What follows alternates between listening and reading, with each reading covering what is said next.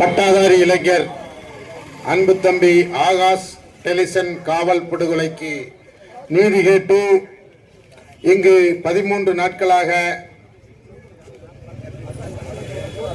தொடர் போராட்டங்களை முன்னெடுத்துக் கொண்டிருக்கிற அனைத்து உறவுகளுக்கும் இன்றைக்கு இந்த போராட்டத்தில் பங்கெடுப்பதற்காக தமிழகம் முழுவதும் இருந்து இங்கு வந்து சேர்ந்திருக்கும் அனைத்து உறவுகளுக்கும் என்னுடைய வணக்கத்தை தெரிவித்துக் கொள்கிறேன். ஒரே மாவட்டம், கொஞ்ச நாளைக்கு முன்னாடி இதே மாவட்டத்தில் அஜித் குமார் என்கிற ஒரு கோவில் காவலாளி காவல்துறையால் அடித்து படுகொலை செய்யப்பட்டார். அந்த படுகொலையை கண்டித்து தமிழ்நாட்டில் இருக்கக்கூடிய அத்தனை அரசியல் கட்சிகளும் ஓடோடி வந்து அந்த அஜித் குமார் குடும்பத்திற்கு தங்களுடைய இரங்கலை தெரிவித்துக் கொண்டு காவல்துறைக்கு எதிராக மிக கடினமான கண்டன குரல் எழுப்பினார்கள். இன்றைக்கு ஒரு படுகொலை நடந்திருக்கிறது. இந்த மாவட்டத்தில் இப்போ ஒரு படுகொலை நடந்திருக்குது. இந்த படுகொலை குறித்து ஏதோ கடமைக்கு 1-2 பேர் ஒரு கண்டன அறிக்கை வெளியிட்டதோடு சரி, இந்த படுகொலைக்கு உள்ளான பாதிக்கப்பட்ட அந்த குடும்பத்தை சந்திக்கவோ அல்லது காவல்துறையினுடைய இந்த பச்சை படுகொலையை அம்பலப்படுத்தவோ இந்த அரசியல் கட்சிகளுக்கு விருப்பமில்லை. காரணம், இதே மாவட்டத்தில் இதற்கு முன்பு படுகொலை செய்யப்பட்ட அஜித் குமார் ஒரு சமூகத்தை சேர்ந்தவர். இன்றைக்கு படுகொலை செய்யப்பட்டிருக்கும் ஆகாஷ் தேவேந்திர குல வேளாளர் சமூகத்தை சேர்ந்தவர். பொதுவா தமிழ்நாட்டில் நிறைய காவல் படுகொலைகள் நடந்திருக்குது. சாத்தான்குளத்தில் ஒரு தந்தையும் மகனும் காவல்துறையால் அடித்து படுகொலை செய்யப்பட்டார்கள். அந்த படுகொலை நடந்த போது அதிமுக ஆட்சி நடந்து கொண்டிருந்தது. எதிர்கட்சியாக இருந்த அப்போது கொரோனா பெருந்தொற்று நடைமுறை இருந்த காலத்தில் அந்த நடைமுறையெல்லாம் மீறி இன்றைக்கு திராவிட முன்னேற்ற கழகத்தினுடைய துணை முதலமைச்சராக இருக்கக்கூடிய உதயநிதி ஸ்டாலின் அவர்களும் நாடாளுமன்ற உறுப்பினர் கனிமொழி அவர்களும் போய் அந்த ஜெயராஜ் பென்னிக்ஸ் வீட்டில் உட்கார்ந்து அதிமுக அரசுக்கு எதிராக, அதிமுக அரசால் வழிநடத்தப்படுகிற காவல்துறைக்கு எதிராக அவர்கள் பேசிய பேச்சு எல்லாம் இன்னைக்கு காணொலிகளாக இருக்கு. ஆனா இந்த படுகொலைக்கு அவர்கள் வாய் திறக்காமல் இருப்பதற்கு காரணம் இது அவர்களே செய்த படுகொலை. நம்ம காவல்துறை தனியா ஒரு டிபார்ட்மெண்ட், அது ஒரு தனியான துறை, அதுக்கு தனியா அதிகாரம் இருக்கு, அதுக்கென்ற தனி கட்டமைப்பு இருக்குல்ல நம்ம கற்பனை பண்ணக்கூடாது. ஆட்சியாளர்கள் யாரை கை நீட்டுகிறார்களோ அவர்களை ஈவிரக்கமற்ற முறையில் கொடூரமாக படுகொலை செய்வதற்கு ஒரு வன்முறை அமைப்பு, அரசாங்கத்தினுடைய வன்முறை அமைப்பு தான். அதை நீங்க தனியா நீதித்துறைக்கு இருக்கிற மாதிரி ஒரு சுயாதீனமாக ஒரு முடிவெடுக்கக்கூடிய அதிகாரம்லாம் கிடையாது. இங்க இருக்கக்கூடிய ஆட்சியாளர்களுக்கு கைத்தடிதான் அவன் கூலிப்பட, அதிகார வர்க்கத்தினுடைய கூலிப்பட தான் இங்க இருக்கக்கூடிய காவல்துறை. இந்த காவல்துறை தேவேந்திர குல வேளாளர் சமூகத்தை எப்படி அடித்து கொலை செய்ய வேண்டும், எவ்வாறு சுட்டு படுகொலை செய்ய வேண்டும், அவர்களை என்னென்ன வழக்குகள் எல்லாம் சிறைப்படுத்த வேண்டும், எவ்வளவு காலம் சிறையிலே வைத்து வதைக்க வேண்டும் என்பதற்கு ஒரு அளவுகள் வச்சிருப்பான். நாடார் சமூகத்தை சேர்ந்தவர்களை எவ்வாறு கையாள வேண்டும், எப்படி அவர்கள் மீது வழக்கு பதிவு செய்ய வேண்டும், அந்த வழக்குகளில் இருந்து அவர்களை எப்படி விடுவிக்க வேண்டும் என்பதற்கு ஒரு அளவுகள் வச்சிருப்பான். மறவர் சமூகத்தை எவ்வாறு கையாள வேண்டும் அதுக்கு ஒரு அளவுகள் வச்சிருப்பான். சாதிக்கு ஒரு அளவுகள் வச்சிருப்பான். நான் இன்னும் கொஞ்சம் விரிவா பேச விரும்புறேன். இந்த காவல்துறை தேவேந்திர குல வேளாளர் தம்பி ஆகாஷ் டெலிசனை மட்டுமே இவ்வளவு கொடூரமாக அடித்து படுகொலை செய்வதாக நீங்க நினைச்சிட்டு இருக்கலாம். கிடையாது. இது காலகாலமாக இந்த சமூகத்தை இதைவிட மிக கொடூரமான முறையில் படுகொலை செய்திருக்கிறது. 2017ஆம் ஆண்டு சென்னையில் நடந்த ஒரு கொலையை, அந்த கொலையினுடைய பின்னாடி இருக்கக்கூடிய அதிகார வர்க்கம் தன்னை மறைத்துக் கொள்வதற்காக பொறியியல் பட்டாதாரி இன்ஜினியரிங் படித்த மாணவன் மீனாட்சிபுரத்தை சேர்ந்த ராம்குமார் என்கிற இளைஞன் மீது ஒரு கொலை குற்றத்தை சுமத்தி ஊடகங்கள்லாம் என்ன செய்யறான், கொலையை செஞ்சது ராம்குமார் அவனே ஒரு தீர்ப்பு எழுத வச்சு கழுத்தை அறுத்து அவனை கொண்டு நீதிபதி முன்னாடி பார்த்தினாங்க. நிறுத்தி அவனை சிறையில் அடைத்து ஒரு 50-60 நாளைக்குள்ள மின்சார வயரை கடித்து இறந்து விட்டான்னு சொல்லி இந்த அரசு திட்டமிட்டு அந்த படுகொலையை மிக நேர்த்தியாக செய்துச்சு. நம்ம மக்கள் வழக்கம் போல போராடினோம். தோழர் பழனி இருக்கிறாரு.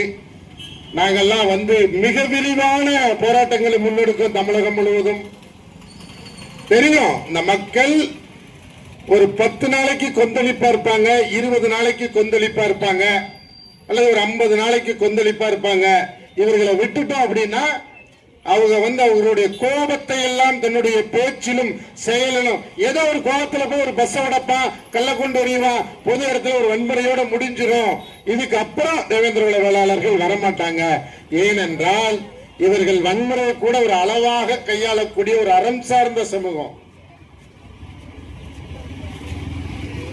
2020 மதுரை மாவட்டம் அணக்கரப்பட்டியில ஒரு இன்ஜினியரிங் படித்த ஒரு பொறியியல் பட்டாதாரி மாணவன் ரமேஷ் என்கிற பையன், அவங்க அண்ணன் சொந்த மாமா மகளை கூட்டிட்டு போயிருந்தான். காதலிச்சு போலீஸ்ல போய் கம்ப்ளைண்ட் கொடுக்காங்க. போலீஸ் போய் கைது பண்ணுது.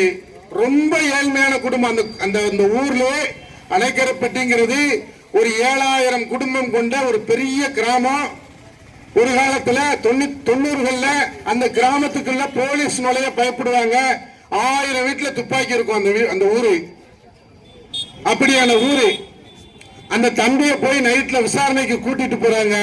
போய் காவல் நிலையத்தில் வைத்து அடித்து படுகொலை செய்துவிட்டு உயிரற்ற உடலை எடுத்து கொண்டு போய் அவர் வீட்டு பக்கத்தில் இருக்க ஒரு மரத்துல கெட்டி தொங்க விட்டுட்டு போயிடுறாங்க போலீஸ். உடனே நம்ம சமூகத்துல தான் நிறைய துரோகிகள் இருப்பாங்களே, இந்த திராவிட கட்சிகள் பயணிக்கக்கூடிய இந்த கைக்கூலிகள், இந்த சமூகத்தை சேர்ந்த துரோக கும்பல் அந்த உடலை போராடுவது மாதிரி போராடி கொண்டு போய் அடக்கம் பண்ணிட்டாங்க.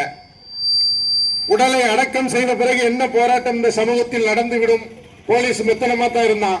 நாங்கள் எல்லாம் போறோம், உடல் அடக்கம் பண்ணியாச்சு, வழக்கு தற்கொலை என்று முடிவு வெளியாச்சு, எல்லாம் முடிஞ்சிட்டு நாங்க மக்கள்கிட்ட பேசுறோம். ஒரே இரவு 8 மணிக்கு உள்ளிருப்பு போராட்டத்தை தொடங்கி 12 மணிக்கு 2000 பேர் அங்க இருக்கிறான்.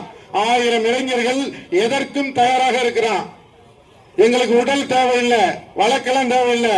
24 மணி நேரத்தில் இந்த அரசாங்கத்திற்கு கெடு விதிக்கிறோம். எங்களுக்கு இந்த காவல்துறையினர் பூரா இடைநீக்கம் செய்து அவர்கள் மீது கொலை வழக்கு பதிவு செய்யவில்லை என்று சொன்னால் சாத்தூர் காவல் நிலையம் இந்த வரைபடத்தில் இல்லை என்று நீங்க எங்களை குற்றம் சுமத்தக்கூடாது. எங்களுடைய மக்களுடைய கோபம் எந்த அளவுக்கு இருக்குங்கிறது 57 கலவரத்தை பற்றிய வரலாறு படித்தா உங்களுக்கு எல்லாம் தெரியும். துணை ராணுவம் வந்ததான் அடக்கக்கூடிய சூழல்ல ஒரு பெரிய பெரிய துப்பாக்கி வச்சிருக்கான், வெடிகுண்டு வச்சிருக்கிறான், பெரிய பெரிய கூலிப்படைகளா இருக்கா. நூற்றாண்டுகளா இந்த கொலை செய்வதை கொள்ளையடிப்பதை வழக்கமாக கொண்ட சமூகங்களை எதிர்த்து நிராயுத வாணியாக நின்று இந்த சமூகம் போரிட்டதை கூட துணை ராணுவம் வந்துதான் அடக்கணும். அந்த அளவுக்கு ஒரு வீரம் செறிந்த சமூகம். இதையெல்லாம் நாங்க எடுத்து சொல்றோம். மறுநாள் மாலை 3 மணிக்கு அந்த அரசு என்ன செய்து பணிந்து அவனை பணியிட செஞ்சு வழக்கு போட தயாராகுது. ஆனால் இந்த திராவிட கட்சியில் பயணிக்கக்கூடியவர்கள் தொடர்ந்து இந்த சமூகம் எவ்வளவு வீரியமான போராட்டங்களை முன்னெடுத்தாலும் அதை நீர்த்து போக செய்வதற்கும் திசை மாற்றுவதற்கும் பல்வேறு சூழ்ச்சி அரசுகளை தொடர்ந்து பண்ணிக்கொண்டு இருக்கிறதுன்னு வைங்களேன். இல்லைன்னா நம்ம 13 நாள் போராட வேண்டிய அவசியம் இருக்காது. முதல் நாளே அவன் வழக்கு போட்டிருப்பான். கொடூரமான கொலைகள் நம்ம கற்பனைக்கே எட்டாது. அந்த மாதிரி கொடூரமான கொலைகள்லாம் தொடர்ந்து செய்கிறான். இந்த சமூகத்தை குறிவைத்து செய்கிறார்கள். எனக்கு முன்னால் பேசுங்க இளவல் செந்தில் மல்லர் சொன்ன மாதிரி நாம இந்த வழக்குகள்ல உறுதியா இருக்கணும். அதை நம்ம தவறுதோம். அதனாலதான் என்ன செய்யறான் அவன் தொடர்ந்து பண்றான். நீங்க காவல்துறை ஒரு போராட்ட களத்திற்கு வந்தா அவன் எவ்வளவுதான் நமக்கு நெருங்கிய நல்ல பேசி பழகினாலும் அவன் இந்த அரசுடைய கூலிப்படை. அதுல எந்த மாற்று கருத்தும் கிடையாது. நல்ல போலீஸ் கெட்ட போலீஸ் எல்லாம் பார்க்காதீங்க. எல்லா காவல் நிலையத்திலும் கெட்ட போலீஸும் இருக்கா, நல்ல போலீஸும் இருக்கான்னா அந்த நல்ல போலீஸ் இந்த ஆகாசை அடித்து படுகொலை செய்யும் போது தடுத்திருக்க வேண்டுமா வேண்டாமா? தடுக்க முடியாதவன் எப்படி நல்ல போலீஸ் ஆவான்? ஒரு அநீதிக்கு துணை போகிறது எப்படி நல்ல போலீஸ் ஆவா? உன் சொந்தக்காரன், உன்னுடைய அண்ணன், தம்பி, மாமன், மச்சான், சித்தப்பன், பெரியப்பன் எல்லா நாய்களும் போலீஸ்ல இருக்கான். அவனை நீ போலீஸா தான் பார்க்கணும், உன் சொந்தக்காரனா பார்க்க கூடாது. என் சொந்தக்காரனை வந்து கொடூரமாக அடித்து கொலை செய்து விட்டால் எனக்கு இந்த துறையில வேலை வேண்டாம்னு யாருமே வந்து அதை ராஜினாமா பண்ணலாம் தயாராக மாட்டான். உன்னை சமரசம் பண்ணி இந்த போராட்டத்திலிருந்து உன்னை திரும்ப வாபஸ் வாங்க வச்சு இந்த வழக்கை நீர்த்து போக வேணா முயற்சி பண்ணுவான். இதுதான் யதார்த்தம். தங்க ஊசியை கொண்டு போய் நீ கண்ணில் எல்லாம் குத்த முடியாது. மிக தெளிவாக நீங்க தெரிஞ்சுக்கோங்க. வடக்கு புதூர்ங்கிற ஒரு ஊர்ல முருகன்கிற ஒரு வேன் டிரைவர் சொந்தமா வேன் வச்சிருக்கிறாரு. மகா சிவராத்திரி அன்று சங்கரங்கோயில் வீதியில 20 தேவேந்திர குல வேளாளர் சமூக பெண்களை ஏற்றிக்கொண்டு கோயிலுக்கு போறாரு. போகிற வழியில சங்கரங்கோயில் நடு பஜார்ல வச்சு ஒரு ஆட்டோக்காரன் வந்து இடிச்சிருந்தான். ஒரு வாக்குவாதம் நடந்துகிட்டு இருக்கும் போது போலீஸ்காரங்க அந்த வேன்ல ஏறி அடிச்சு தலையை பிடித்து அந்த ஸ்டீரிங்ல அடிக்கிறது எல்லாமே காணொலியில பதிவா இருக்குது. அதற்கு நூற்றுக்கணக்கானவர் நேரடி சாட்சியா இருக்கிறான். நாங்கள் எல்லாம் போய் போராடுகிறோம். தோழர் லெலினுக்கு தெரியும். நாங்க எல்லாம் போராடுறோம். அங்க எம்எல்ஏ வாரா, எம்பி வாரா, எல்லா நாய்களும் என்ன சொல்றான்னா, போராடாதீங்க, உங்களுக்கு எவ்வளவு பணம் வேண்டும், உங்களுக்கு நாங்க அரசு வேலை தர்றோம், போராடாதீங்க. அவர் வந்து ரத்த அழுத்தத்துல மூளை நரம்பு வெடித்து செத்து போயிட்டாரு. இவனே தீர்ப்பு எழுதுறான். போஸ்ட்மார்டம் பண்ணல, போஸ்ட்மார்டத்தில் அதன் பிணக்கூறாய்வு அறிக்கை நம்ம கைக்கு கிடைக்கல. அங்க வர்ற அரசியல்வாதிகளே சொல்றான் இது இப்படிதான் சாவு நடந்துருச்சுன்னு ஒரு கதையை பரப்புகிறார்கள். உடனே என்ன செய்யும் இந்த அரசு? என்ன செய்யும்? திராவிட முன்னேற்ற கழகம் கொலை செய்வதை மறைப்பதில் ரொம்ப நுணுக்கமான உத்திகள் எல்லாம் கையாளும். உன்னை வழக்க சிபிசிஐடிக்கு மாத்தியாச்சு. சிபிசிஐடி அதிகாரிகள் வந்தா எல்லா விஷயத்தையும் விசாரிச்சான். இறுதியில் நீதிமன்றத்தில் கொண்டு ஒரு அறிக்கையை தாக்கல் செய்து விட்டார்கள். ஆமா, ஏற்கனவே காவல்துறை சொன்ன மாதிரி நரம்பு வெடித்து தான் செத்து போயிட்டான்ட்டு. சங்கரங்கோயில் நடு பஜார்ல வச்சு அடித்து கொண்டு அந்த உடலை அவருடைய முருகனுடைய வேன்ல எடுத்துக்கொண்டு காவல் நிலையத்தில் மறைத்து வைத்திருந்தார்கள். எல்லாம் தெரியும். நடக்கிற எல்லாமே மிக தெளிவாக தெரியும். தெரிந்தாலும் இந்த ஆட்சியை நியாயப்படுத்துவதற்கு நம்முடைய உரல்களை கொண்டே நம்முடைய கண்ணை குற்றுவது போல் நமக்குள்ளிருந்தே தோக கும்பல்களை உருவாக்கி இந்த ஆட்சியை நியாயப்படுத்துறது, போலீஸை நியாயப்படுத்துறது, கோர்ட்டை நியாயப்படுத்துறது. இந்த சட்ட திட்டங்கள், இந்த ஜனநாயக கட்டமைப்புகள் எதுவும் இந்த சமூகத்தை காப்பாற்றாது என்பதற்கு தான் இவ்வளவு படுகொலைகளை நாங்கள் பட்டியலிட்டு பேசுகிறோம். எத்தனை படுகொலைகள்! ஒரு அப்பட்டமாக காவல் அரசினுடைய நேரடி கட்டுப்பாட்டில் கண்காணிப்பில் இருக்கக்கூடிய சிறைச்சாலைக்குள்ள வச்சு ஒரு சட்டக்கல்லூரி மாணவர்களை அந்த நிர்வாகமே சாதி விரிகளை தூண்டிவிட்டு பச்சையா ஒரு படுகொலை செய்து சிறைக்கு உள்ள நடக்கு. இதெல்லாம் வெளியே நடக்குது படுகொலைகள், அது சிறைக்கு உள்ள நடக்குது. முத்துமனோ என்கிற சட்டக்கல்லூரி மாணவன் சிறைக்குள் வைத்து ஈவிரக்கமற்ற முறையில் கொடூரமான ஆயுதங்களால் படுகொலை செய்யப்பட்டார். நம்மளுடைய கோரிக்கை என்ன? 82 நாட்களாக போராடினோம். நம்முடைய கோரிக்கை என்ன? பொறுப்பு அதிகாரிகள், அவர் இறந்த படுகொலை செய்யப்பட்ட அந்த உயர் பாதுகாப்பு தொகுதி தீவிர கண்காணிப்பும் கெடுபிடிகளும் நிறைந்த அந்த உயர் பாதுகாப்பு தொகுதியினுடைய பொறுப்பு அதிகாரிகள் மீது வழக்கு பதிவு செய்து நம்ம சொல்றோம். அவர் தன்னாலேவா ஜெயிலுக்குள்ள போனாரு? அவர் யாரும் பொறுப்பு கிடையாதா? போடுன்னா போடல. அவனை கொலை செய்த சாதி வீரர்களோட பிடிச்சிட்டான். அவன் கைக்கு எப்படி ஆயுதம் வந்துச்சு?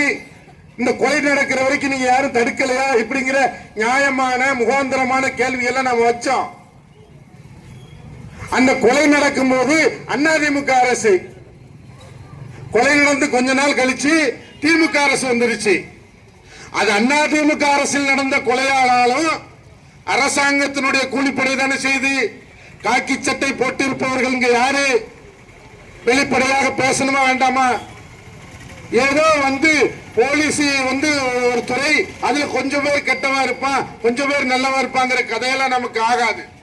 அவர்கள் அரசாங்கத்தினுடைய கைத்தடிகள், கூலிப்படைகள். அரசாங்கத்தினுடைய கூலிப்படை அது அதிமுக காலத்தில் செஞ்சு திமுக ஆட்சி காலத்தில் வந்தாலும் அவர்களை காப்பாற்றுவதற்கு தான் இந்த ஆட்சியாளர்கள் முயற்சி செய்வார்கள். பேரந்தான் பேசுறதுக்கு நம்மளுடைய எம்எல்ஏவும் எம்பியும் அப்பாவிகள் பாவம். நம்முடைய எம்எல்ஏக்களும் எம்பிக்களும் என்ன செய்வாங்க? அரசாங்கத்திற்காக நம்மளிடம் பரிந்து பேசி நம்மகிட்ட வாங்கி கட்டிட்டு போவான். பாவம் அப்பாவிகள். அவர்கள் அரசியலுக்கு பொருத்தமற்றவர்கள். அவர்கள் இங்க இருக்கக்கூடிய ஆட்சியாளர்கள் கட்சி தலைமைகளுக்கு கட்டுப்பட்டு பணிவிட செய்யலாம், கைய கால அமைக்கி விடலாம், அவன் சொல்ற வேலையை செய்யலாம், பணம் சம்பாத்தியம் பண்ணிக்கலாம். தன்னை நம்பி வாக்களித்த நம்முடைய சமூக மக்களுக்கு அவர்களால் ஒரு துரும்பையும் அசைக்க முடியாது என்பதுதான் வரலாறு. 1999 தாமிரபரணி படுகொலை உங்க எல்லாத்துக்கும் தெரியும். பச்சை படுகொலை, நேரடியான எல்லா சாட்சிகளும் இருந்துச்சு. படுகொலை செய்த கருணாநிதியோடு திரும்ப நாம கூட்டணி வச்சதுனால நமக்கு என்ன செய்யணும்னா அந்த படுகொலை வழக்க நீச்சல் தெரியாம தான் எல்லாரும் இறந்து போயிட்டாங்கன்னு முடிச்சு வச்சிட்டான். 2011 பரமக்குடியில துப்பாக்கி சூடு நடந்துச்சு. படுகொலை செய்தவனோடு நம்ம அரசியல் கூட்டணி வைத்தா நாம எப்படி ஜெயிக்க முடியும்? இந்த சமூகத்திற்கு என்று ஒரு பாதுகாப்பு எப்படி உருவாகும்? அந்த வழக்கு என்னாச்சு? போலீஸுக்கு சாதகமாக முடித்து விட்டது. சிபிஐ வந்துச்சு அந்த வழக்குல. அதனால சிபிசிஐடி விசாரணை, சிபிஐ விசாரணை அப்படிங்கறதெல்லாம் ஒரு கண் துடைப்பு தான். ஒருவேளை போனா போகுது, ஏதோ இந்த மக்கள் கத்திக்கிட்டு இருக்கானு ஏதோ இந்த ஆட்சியாளர்கள் மனசு வைத்தால் மட்டும்தான் அதிலே வழக்கு பதிவு பண்ண போறான். நேர்மையா வழக்கு பதிவு பண்ணுவானா? இவ்வளவு போராட்டங்கள் 13 நாட்களாக இவ்வளவு போராட்டங்கள் நடக்கு. தமிழகம் முழுவதும் இந்த சமூகத்தினுடைய ஒட்டுமொத்த கண்டனமும் இந்த வழக்கில் நம்ம காவல்துறைக்கு தெரிவிக்கிறோம், ஆட்சியாளர்களுக்கு தெரிவிக்கிறோம். இன்னும் கொஞ்ச நாள்ல தேர்தல் வரப்போது. எந்த பயமும் கிடையாது. 500 ரூபாயோ 1000 ரூபாயோ ஒரு தேவேந்திரர்கள் கையில கொடுத்துட்டா அவன் அந்த சத்தியத்தை மீற மாட்டான், நமக்கு விசுவாசமா ஓட்டு போட்டுருவாங்கிற ஒரு அசட்டு நம்பிக்கையில தான் இந்த திராவிட கட்சிகள் எல்லாம் இருக்குது. பேசுற சமூக நீதி எல்லாம் தேவேந்திரர்களுக்கோ தேவேந்திரர்களை போல இருக்கக்கூடிய பூர்வகுடிகளுக்கோ கிடையாது.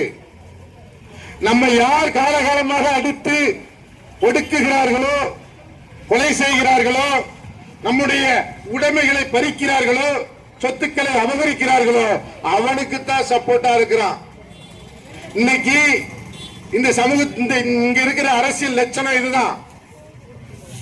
வரலாறு கிடையாது, உழைக்கிற சமூகங்கள் கிடையாது. ஆனா எப்படியோ அவர்கள் சொத்து பத்து சேர்த்து அரசியல்ல மேலோங்கி வந்துட்டா அவர்களுக்கு கீழே வேலை பார்க்கக்கூடிய இடத்துல தேவேந்திரர்களை வைத்துக் கொள்வார்களே தவிர அதிகாரத்திற்கு தேவேந்திரர்களை ஒருபோதும் வரவிட மாட்டார்கள். அதிகாரம் நம்மிடம் இல்லை என்பதனால்தான் இவ்வளவு படுகொலைகள். அதிகாரத்திற்கு வந்துவிடக் கூடாது என்பதற்காகவும் தான் இந்த படுகொலை எல்லாம் தொடர்ந்து நடக்குது. இந்த படுகொலைகளை கண்டித்து நாம் போராடுறது மட்டும் இல்ல, இந்த கொலைகளுக்கு பின்னாடி நடக்கிற அரசியலும் நாம் புரிந்து கொள்ள வேண்டும். சொன்ன இதே மாவட்டத்தில் மடப்புறத்தில் அஜித்குமார் என்கிற ஒரு காவலாளி, கோவில் காவலாளி படுகொலை செய்யப்பட்டாரு. இன்றைக்கு தேவேந்திர குல வேளாளர்களுடைய வரலாறுகளை, பண்பாடுகளை, சமூகத்தினுடைய கோரிக்கைகளை மேடைகளிலே பேசிக் கொண்டிருக்கிற அண்ணன் சீமான் எல்லாம் பதறி அடிச்சு ஓடி வந்தார். இன்னைக்கு தமிழக வெற்றி கழகத்தை தொடங்கி நடத்தி கொண்டிருக்கிற விஜய் ஓடி வந்தார். ஏன் இத்தனை படுகொலைகள் நம்ம பட்டியலிட்டு காமிச்சோம்ல? ஏதாவது ஒரு படுகொலையில இவர்கள் நின்றுக்கார்களா? நிக்க மாட்டான்.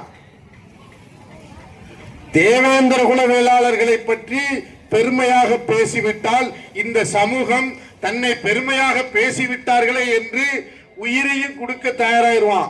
குடும்பா என்று சொன்னால் சொத்தை இழந்து விடுவார்கள் என்று ஒரு பல வழக்கு சொல் இருக்குது. பள்ளி இலக்கியங்கள்ல நிறைய சொற்கள்லாம் இருக்குது. இவன் தன்னை புகழ்ந்து பேசிட்டா ராஜ விசுவாசம் கொண்ட சமூகம் அப்படிங்கிறத கண்டுபிடிச்சு வச்சிருக்கான் பாருங்க. நம்ம அண்ணன் சீமானும் நம்ம அண்ணன் விஜயும் கண்டுபிடிச்சு வச்சிருக்காங்க பாருங்க. மடப்புறத்துக்கு வந்தவன் காலு ஏன் மானாமதுரைக்கு வர தெரியாதா? தெரியும். அந்த நாய்கள் தெளிவாக அரசியல் பண்றாங்க. இந்த நாய்களுக்கு அறிவு இல்லை, அப்படிதான் நம்ம சொல்ல முடியும். அவன் தெளிவா, ரொம்ப தெளிவா அரசியல் பண்றாங்க. பேசிட்டா போதுமா? பேசிட்டா போதுமா? எங்க சமூகத்தினுடைய ஓட்டை உங்களுக்கு தானே சொன்னா நான் வந்துட போறேனா? நீங்களும் பேசத்தானே செய்றீங்க. ஏன் இந்த பாரதிய ஜனதா கட்சிக்கு என்னாச்சு? வந்திருக்க வேண்டாமா? இதுக்குள்ளேயும் ஓட்டு கேட்கணும். அந்த எலும்பு துண்டை பார்த்தவுடன் நாக்க தொங்க போட்டுட்டு அலைகிற நாய் மாதிரி அலைகிற இந்த கூட்டம் ஏன் உன்னை தேடி வரவில்லை என்பதை நீ சிந்தித்து பார்க்கணும். ஒரு 500 ரூபாய் கொடுத்தா நம்ம ஓட்டு போடுதோம் அப்படிங்கிற ஒரு நிலையில நம்மள தள்ளி இருக்கிறோம் அப்படின்னா, ஒரு நாளைக்கு வெறும் 28 பைசா, 5 வருஷத்துக்கு 1886 நாள் தான், 56 நாள் இருக்கு. வெறும் 28 பைசா 500 ரூபாய் அவன் கையில கொடுத்தா, 1000 ரூபாய் கொடுத்தா 56 காசு. அவ்வளவுதான். ஒரு நாளைக்கு 51 காசுக்கு உன்னை நீ ஒரு அரசியல் கட்சிட்ட விற்பனை செய்து விட்டு நீ எப்படி உன்னுடைய கோரிக்கைக்கு கேட்க முடியும்? சோத்துல உப்பு தானே போட்டு சாப்பிடுதீங்க, சிந்திச்சு பாருங்க. ஒரு 56 பைசா 1000 ரூபாய்னா 500 ரூபாய் 28 பைசாக்கு உன்னுடைய உரிமையை 5 ஆண்டு காலம் இந்த நாட்டை தீர்மானிக்கக்கூடிய அதிகாரத்தை நீ விலைக்கு விட்டுவிட்டு இந்த அரசியலுக்கு நீ வித்தவன்டே போய் எப்படி நீ வந்து கேட்க முடியும்? இன்னைக்கு இந்த இடத்துல உனக்கு நின்னு குரல் கொடுப்பது யாரு? நீ தமிழ்மாறனுக்கு ஓட்டு போட்டியா? இந்த சமூகம் தமிழ்மாறனுக்கு ஓட்டு போட்டுச்சா? இல்ல இங்க இருக்க லொலின்னு தேர்தலில் நிக்க போறாரா? இல்ல அன்பு தம்பி மணிப்பாண்டியனுக்கு போய் நீ ஓட்டு போட போறியா? இல்ல அன்பு தம்பி தேவசத்துக்கு நீ ஓட்டு போட போறியா? அன்பு தம்பிகளுக்கு நீ யாருக்காவது ஓட்டு போட போறியா? நீ போட போறது இந்த திராவிட கட்சி. உன்னை அடித்து படுகொலை செய்கிற இந்த திராவிட கட்சி உன்னுடைய இளைஞர்கள் மீது பொய் வழக்குகளை போட்டு அவர்களுடைய வாழ்க்கையை சீரழிக்கிற இந்த திராவிட கட்சிகளுக்கு தான் நீ ஓட்டு போட போற. அவன் பின்னாடிதான் நீ கொடியை பிடித்துக் கொண்டு கோஷம் போட போற. அவன் தருகிற பிரியாணி பொட்டலத்துக்காக நீ அவன் கூட்டத்தில் போய் நிக்க போற. ஆனா உனக்கு போராட மட்டும் நாங்க போக்கத்தை பயிலுக வேணும், நாங்க குரல் கொடுக்கணும், சமூகமே திரண்டு வரணும்னு நாங்க ஓடி வரோம். எதுக்காக வருகிறோம்? சிந்தித்து பார்க்க வேண்டாமா? இந்த சமூகத்திற்கென்று தொடர்ந்து குரல் கொடுக்கிறோம். இந்த சமூகத்திற்கு ஒரு அதிகாரம் வேண்டும் என்று தொண்டை தண்ணி வத்த பேசிக்கிட்டு இருக்கிறோம், தொடர்ந்து பேசிக்கிட்டு இருக்கிறோம். எங்கெங்கெல்லாம் மேடை கிடைக்கிறதோ அங்கெங்கெல்லாம் இந்த சமூகத்தினுடைய உரிமைகளுக்காக பேசிக் கொண்டிருக்கிறோம். ஊர் ஊரா போய் பேசுறோம். ஆனா எங்களுக்கு இருக்கிற உணர்வில் 1000ல் 1 மடங்கு கூட உங்களுக்கு இல்லை என்பதுதான் என்னுடைய கருத்து. இல்லை என்பதால தான் அவங்களை அடித்து கொண்டுட்டு உங்ககிட்ட ஆளை வச்சு பேச முடிகிறது. எங்களை பேசிட முடியுமா? அஜித் ஆகாஷுடைய உடலை வாங்குங்கன்னு எங்கிட்ட சொன்ன நாங்க என்ன செய்வோம்? அவனுக்கு தெரியும். அதனாலதான் உங்ககிட்ட வலியுறுத்திக்கிட்டு இருக்கிறான். இந்த சமூகத்துல படித்தவர்கள் இல்லையா? பெண்பாளர்கள் இல்லையா? அரசியல்வாதிகள் இல்லையா? அறிவு தளத்தில் இயங்கக்கூடியவர்கள் இல்லையா? எழுத்தாளர்கள் இல்லையா? கோடீஸ்வரர்கள் எல்லாம் இருக்கா. யார் நின்னாலும் இந்த அரசியல் என்று வருகிற போது நீ என்ன செய்ற? அவன் கொடுக்கிற 500 ரூபாயை வாங்கி கொண்டு உன்னை 28 பைசாக்கு விற்பனை செய்துவிட்டு அவனுக்கு ஓட்ட போடுற. உனக்கு பிரச்சனை வரும்போது இந்த சமூகத்தை நாடுகிறாய். இந்த முறையை மாற்றிக்கொள்ளுங்கள். என்னுடைய அன்புக்குரிய மக்களே, இந்த விஷயத்திலிருந்து நீங்கள் விடுதலையாகி விடுங்கள். இது படுமோசமான அடிமைத்தனம். இன்னும் பச்சையாக சொல்ல முடியும் என்னால. சகோதரிகள் சகோதரர்கள் மனச்சங்கடப்படக்கூடாதுன்னு சொல்லாம விட்டுட்டு போறேன். அவ்வளவு ஒரு கேவலமான கேடுகட்ட ஒரு செயல். நீ காசை வாங்கிட்டு ஓட்டு போடுறதுதான். செந்தில் மல்லர் ராமநாதபுரம் நாடாளுமன்ற தொகுதியில் போட்டியிடுறாரு. செந்தில் மல்லருக்கு ஓட்டு போட்டா ஓபிஎஸ் ஜெயிச்சிருவாராம். அதனால அவங்க செந்தில் மல்லருக்கு ஓட்டு போடலையா? சரி, செந்தில் மல்லர் தோத்துட்டாரு, நீ ஓட்டு போட்டவனுக்கு போய் நீ கூட்டிட்டு வர வேண்டியதானே? எதுக்கு செந்தில் மல்லரை கூப்பிடுத? இந்த சமூகத்தினுடைய ஒரு மாபெரும் தலைவன் அண்ணன் பசுபதி பாண்டியன் 2011 திராவிட கட்சிகளுடைய சூழ்ச்சி அரசியலை முறியடிக்க வேண்டும் என்கிற நோக்கத்திற்காக திருநெல்வேலி பொது தொகுதியில் போட்டியிடுறாரு. 70,000க்கும் மேற்பட்ட வாக்காளர்களை கொண்ட ஒரு தொகுதி, பொது தொகுதி. 40,000 சால்வையும் மாலையும், 40,000 அவர் மீது விழுந்த சால்வையும் மாலையும் 40,000. ஒவ்வொரு ஊருக்கு போகும்போது பெண்கள் ஓடி வந்து ஆரத்தி எடுப்பாங்க. அண்ணா உங்களுக்கு எங்க ஊரோட ஓட்டு போட்டுருவோம். நாங்களாம் பிரச்சாரம் பண்ணது அவருக்கு. நாங்க சொன்னோம், அண்ணே இந்த சமூகத்தை நம்ப வேண்டாம் அண்ணே, நமக்கு ஒரு கணிசமான ஓட்டு விழுந்தா போதும். அதை நோக்கி நம் தம்பி என் சமூகத்தை பற்றி எனக்கு கடைசியா ஒரு பிரச்சார கூட்டத்தை முடித்து தன் பிரச்சார கூட்டத்தின் இறுதி நாள்ல பள்ளமறை என்கிற கிராமத்துல பேசுறாரு. இறுதியாக கடைசி பேச்சு 6 மணிக்கு பிரச்சாரம் முடியணும். 5:48க்கு பேச ஆரம்பிக்கிறாரு. இந்த முறை இந்த பசுபதி பாண்டியனுக்கு வாக்களித்து ஒரு கணிசமான அளவுக்கு வாக்கு செலுத்தி என்னை ஒரு அரசியல்வாதிகளாக நீங்க நிரூபித்தா இந்த பசுபதி பாண்டியன் உங்களுக்கு வந்து வேலை வைப்பான், இல்லைன்னா நீங்கள் இந்த பசுபதி பாண்டியனை பார்க்க முடியாது என்று சொன்னார். தேர்தலில் கடைசி பிரச்சாரம். கூட யார் இருக்கா? இமானுவேல் சேகரன் அவர்களுடைய மூத்த மகள் அம்மா மேரி வசந்தராணி அம்மா இருக்கிறாங்க. கடைசியா பேசுறாரு. சொன்ன மாதிரியே இந்த சமூகம் எவ்வளவு ஓட்டு போட்டுச்சு தெரியுமா? மாலையும் சால்வையும் 40,000 மாலைகளையும் சால்வையும் போட்ட சமூகம் 4,200 ஓட்டை தான் போட்டுச்சு. எவ்வளவு கேவலமான ஒரு சமூகம், எவ்வளவு கேவலமான ஒரு செயல். இது நம்ம சொல்ல வேண்டாம், மாட்டு சமூகம் பசுபதி பாண்டியனை திட்டமிட்டு தோற்கடித்த அரசியல் கட்சி சொல்றான். நாங்க சொல்லல, நாங்க எங்க சமூகத்தை உயர்வாகத்தான் பேசிக்கிட்டு இருக்கோம். ராஜராஜ சோழன் தோன்றிய சமூகம்னு சொல்றோம், இமானுவேல் சேகரன் தோன்றிய சமூகம் நாங்க பெருமையா தான் பேசுறோம். இந்த சமூகம் ஏன் இதெல்லாம் செய்யுது? இந்த சமூகத்திற்கு ஒரு பிரச்சனைனா யார் வருவா, யாரு வந்தா, யாரு வருவா? நீ ஓட்டு போட்டு உன்னிடம் இருக்கக்கூடிய இந்த நாட்டை தீர்மானிக்கக்கூடிய அதிகாரத்தை நீ காசுக்கு வித்துட்ட, 28 காசுக்கோ 56 காசுக்கோ வித்துட்டு இப்படி தெருவில் கிடந்து நீ கத்ததான் முடியும். அவனா பார்த்து இறங்கி வந்து ஐயோ பாவம் நினைச்சா மட்டும்தான் உனக்கு ஏதாவது செய்வான்.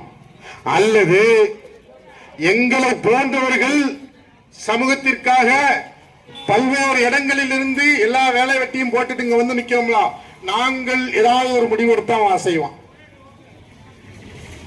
ஒன்று சமூகம் சமூகத்திற்காக போராடுகிறவர்கள் பக்கம் நிற்க வேண்டும், அல்லது சமூகத்திற்காக போராடுபவர்களை சமூகத்தோடு இணைத்துக் கொள்ள வேண்டும். இந்த தனக்கு துரோகம் செய்கிற இந்த அரசியல் கட்சிகளை புறக்கணிக்க வேண்டும். இந்த தேர்தல் என்பது உனக்கான ஒரு யுத்த களம். இது ஒரு யுத்தம் தான். அங்கிட்டலாம் திரும்பி பார்க்காதீங்க, பின்னாடி ஆள் இருக்கு, அதெல்லாம் மீறி இங்க ஒண்ணும் வராது. நீங்க திரும்பி எல்லாம் பார்க்காதீங்க. இது ஒரு போர். இந்த சமூகத்தை சேர்ந்த ஒரு 40 பேர் சட்டமன்றத்துக்குள்ள போயிருந்தா இன்னைக்கு ஆகாசுக்காண்டி குரல் கொடுத்திருப்பான், தம்பி முத்துமனோருக்காண்டி குரல் கொடுத்திருப்பான். எத்தனையோ படுகொலைகள் நடக்காம நம்ம தடுத்திருக்க முடியும், சட்டங்களை இயற்ற முடியும். இங்க இருக்கக்கூடிய அதிகார வர்க்கத்தை நாம வந்து குரங்கு கயரை கட்டி குரங்கு வித்த காட்டுற மாதிரி காட்ட முடியும். சமூகங்கள்லாம் என்ன செய்யுது? பிற சமூகங்கள்லாம் என்ன செய்யுது? இந்த மானாமது இந்த சிவகங்கை மாவட்டத்தில் அனைத்து காவல் நிலையங்களும் போடப்படுகிற வழக்குகள் எல்லாம் வந்து இன்னைக்கு எடுத்து பார்த்துக்கிட்டு இருக்காங்க தம்பிகள். இந்த சமூகத்தின் மீது மட்டும் வித்தியாசமான நிறைய ஒரு ஆச்சரியப்படும் முறை வழக்கு போடுறான். சம்பந்தமே இல்லாம எந்தவித கெட்ட பழக்கமும் இல்லாம பசங்க மேல கஞ்சா வழக்கு போடுறான். அவன் படித்து நல்ல பட்டாதாரியா இருக்கான், அவன் அரசு வேலைக்கு போயிடக்கூடாதுங்கிறது அவனுடைய நோக்கமாக இருக்கிறது. அரசியலுக்கு வந்துவிடக் கூடாது என்பது ஒரு நோக்கமாக இருக்கிறது. அன்பு தம்பி 5 மாத காலமாக திருவாடானூர் சட்டமன்றத்துக்குள்ள வேலை பார்த்துட்டு இருக்கிறாரு. தேவசித்தம் இந்திய லங்காடி அணியினுடைய தலைவர் இந்த உட்கார்ந்து இருக்காரு பாருங்க, கையை மட்டும் தூக்குங்க தம்பி, உட்கார்ந்து இருக்காரு பாருங்க. இந்திய லங்காடி அணியினுடைய தலைவர், இந்திய மலையேற்ற வீரர், தலகட வீரர், ஆங்கிலம் தமிழ்ல ரொம்ப புலமை பெற்றவர்.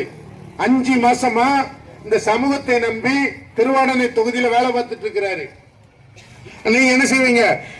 தேவசித்தம் இந்த மாதிரி படித்தவர், நல்ல திறமையான ஆளு, இந்திய லங்காடி அணியின் தலைவர்னு சொன்னோன்னு ஓட்டு போட்டுருவீங்களா? அவரை ஏதாவது 500 ரூபாய் 1000 ரூபாய் தருவாரான்னு கேட்பீங்க. இப்படியான கேடுகட்ட நிலைகள் ஒழியாத வரைக்கும் தம்பி ஆகாஷ் டெலிசன்கள் தொடர்ந்து படுகொலை செய்யப்பட்டுக் கொண்டேதான் இருப்பார்கள். பொய் வழக்குகள் போடப்பட்டு கொண்டேதான் இருக்கும். நீங்க வீதியிலிருந்து கத்திக்கிட்டே தான் இருக்க போறீங்க. இதையெல்லாம் மாற்றி அமைக்க வேண்டும் என்று சொன்னால் 1 மாசத்துல நமக்கான களம் வருது. இது ஒரு போர் தான். ஒரு சின்ன ஒரு எடுத்துக்காட்டை சொல்கிறேன். அமெரிக்கா இஸ்ரேல் ரெண்டு நாடு உலகத்திலே உலக சண்டியங்க. அவங்க கிட்ட சண்டையெல்லாம் போட முடியாது. கண் இமைக்கும் நேரத்தில் எந்த நாட்டையும் அழிக்கக்கூடிய ராணுவ பலம் புரிந்தது. ஆயிரக்கணக்கான ராணுவ விமானங்கள், குண்டு வீசக்கூடிய விமானங்கள், ஏவுகணைகள், பயங்கரமான கட்டமைப்பு வச்சிருக்கான். உலகமே அவனை நெருங்க பயந்துகிட்டு இருக்க நேரத்தில் ஈரான் ஒரு சின்ன நாட்டோட போய் சண்டை போடுறான். அடிச்சா இன்னைக்கு 60வது அலை தாக்குதல் ஈரான் நடத்தி அமெரிக்கா இல்ல சண்டை நாங்க விட்டு ரொம்ப நாள் ஆச்சு, நீங்க எங்களை அடிக்காதீங்கன்னு கெஞ்ச வச்சுக்கிட்டு இருக்கான். நான் இறந்தாலும் பரவாயில்லை, உனக்கு ஒரு பாடத்தை கற்பித்து கொடுக்காமல் ஈரானுடைய வரலாறு திரும்பாதுன்ட்டான். சின்ன நாடு, உலகத்தையே கட்டி ஆளக்கூடிய ஒரு பேரரசை கொண்டு அடிச்சு நொறுக்கி துவம்சம் பண்ணிட்டு இருக்கான். ஒரு மாசமா நாங்க எல்லாம் பார்த்துக்கிட்டு இருக்கோம். சரிங்களா? எத்தனை வருஷம் ஆயிடுச்சு? 1952ஆம் ஆண்டு 18 வயது நிரம்பியவர்கள் ஓட்டு போடலான்னு இந்த ஜனநாயக நடைமுறைக்கு வந்துருச்சு. அதுக்கு முன்னாடி சொத்து இருந்து வரி கட்டினா தான் ஓட்டு போட முடியும். இப்ப எல்லாரும் 18 வயசு இருக்கவங்க எல்லாரும் ஓட்டு போடலாம். சரிங்களா? 52ல இருந்து 2026 வரைக்கும் நம்ம தலையில நல்ல மிளகாரச்சு ஆட்சி அதிகாரங்களை கைப்பற்றி வைத்துக் கொண்டு இந்த நாட்டை சுரண்டி கொளுத்து கொட்டமடித்துக் கொண்டு இருக்கிறார்கள் இந்த ஆட்சியாளர். அண்ணாதுரை தொடங்கி, கர்ம வீரர் காமராஜ் தொடங்கி, அண்ணாதுரை தொடங்கி, எம்ஜிஆர், ஜெயலலிதா, கருணாநிதி, ஓபிஎஸ், இபிஎஸ், ஸ்டாலின் எல்லாரும் யாருக்கும் சளைத்தவன் கிடையாது. இந்த ஒரு ஆட்சி அமைப்பதற்கு 1,25,00,000 ஓட்டு தான் வேணும். 70 லட்சம் ஓட்டு வைத்திருக்கிற இந்த சமூகம் நினைத்தால் இன்னைக்கு ஈரான் செய்து கொண்டிருப்பதை தேவேந்திர உளவியலாளர்கள் இந்த தேர்தலில் செய்யலாம். அமெரிக்காவை பதற வைத்துக் கொண்டிருக்கிற ஈரானை போன்று இந்த திராவிட கட்சிகளுடைய ஆட்சி வரலாறுக்கு முடிவு கட்டக்கூடிய இடத்துல இந்த சமூகம் இருக்கிறது. எனவே சமூகத்தை பார்த்து நாங்கள் ஒன்று சொல்கிறோம். இந்த மாதிரி படுகொலைகளுக்கெல்லாம் நீதி வேண்டும் என்று சொன்னால், இந்த மாதிரி படுகொலைகள் எல்லாம் நடக்காமல் இருக்க வேண்டும் என்று சொன்னால், நீங்க எல்லாம் உங்கள்ட்ட இருக்கக்கூடிய ஓட்டு என்கிற வலிமையான ஆயுதத்தை நாம் சமூகத்திற்காக பயன்படுத்த வேண்டும். இந்த சமூகத்தை சேர்ந்தவர்கள் எங்கே நின்றாலும், யார் நின்றாலும் அவர்களை தேர்ந்தெடுத்து இன்னாருக்கு நம்ம ஓட்டு போடணும் போட்டு அதிகாரத்திற்கு இந்த சமூகத்தை நீங்கள் கொண்டு வந்தால் மட்டும்தான் இத்தகைய அடக்குமுறைகளிலிருந்து விடுபட முடியும் என்று சொல்லி வாய்ப்புக்கு நன்றி கூறி அமைகிறேன். நன்றி, வணக்கம்.